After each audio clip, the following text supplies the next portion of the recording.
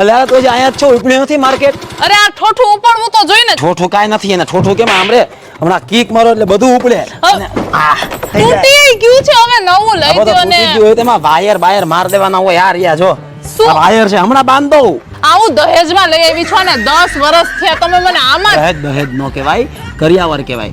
અને ઈ જ તો વાત છે, મેન વસ્તુમાં તો નો ખાઈટા, કરિયાવરની વસ્તુમાં નો ખાઈટા. હા કે ના શું સ્કૂટર લેવું જ ને તારે? હા તો નવું જ લેવાનું ને. આ લઈ દઈશ, નવું સ્કૂટર લઈ દઈશ. શાંતિ. એ પણ સાંભળો તો ખરા, મારે કેવું સ્કૂટર લેવું છે ગમે એવું ન લઈ આવતા. જો ફેમિલીમાં બધાય ચલાવી શકવા જોઈએ, પેટ્રોલનો ખર્ચો ન જોઈએ, એવરેજ જાજી આપવી જોઈએ, લુકમાં સ્ટાઇલિશ હોવું જોઈએ ને સૌથી મેઇન આપણા બજેટમાં હોવું જોઈએ. તને શું લાગે મારે ઘરે કારખાનું છે, આવું ઘરે સ્કૂટર બનાવવું? આ બધું જોઈએ તારે? તમે ઘરે બનાવો, આકાશ પાતાળ એક કરો કે ગમે ત્યાંથી ગોતી આવો, મારે આવું સ્કૂટર જોઈએ. ગોતી આવી દઈશ.